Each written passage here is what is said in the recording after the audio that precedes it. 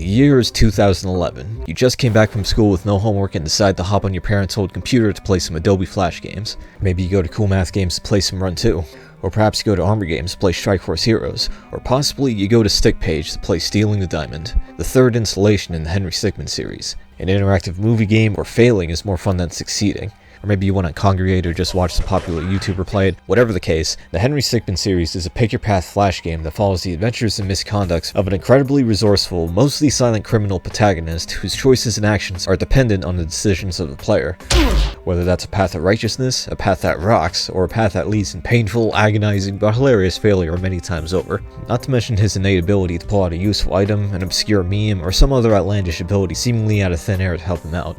Made by indie developer Marcus Bromander, better known on the web as Puffballs United, who's also the co-founder of Innersloth, creators of this small little social deduction game a little bit under the radar called Among Us. The Henry Stickmin series was a record-topping powerhouse on Newgrounds and other web game sites across the internet, and it took the YouTube and web game world by storm, with its unique animation style, simplistic point-and-click gameplay, unforgettable characters, and exceptional sense of humor, even all the way into 2024. The series is about a decade and a half old now and helped pave the way for Puffballs and Innersloth's rise to fame, especially after the release of the Henry Stickmin collection in 2020, which was not only a perfect remaster of the original games, but a tremendous conclusion to the series as a whole, as well as being the catalyst for Among Us to take the stage in the same year, despite being released 2 years ago. It also helped the rise of fame of this channel, as it's now accumulated over 10 million views with just its main cast speaking alone, so if I can make a video essay about beating the Human campaign in Raze 2 with nothing but the worst gun in the game, I figured that making one for a retrospective of the Henry Stickmin games is the least that I can do for the series and its fans.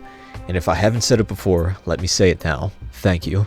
This video wouldn't have been possible without all of you, the Henry Stickmin fandom wiki, as well as Flashpoint Archive, formerly Blue Maximas, which there'll be a link for in the description as usual. But now without further ado, let's jump all the way back to the start where it began. The very start.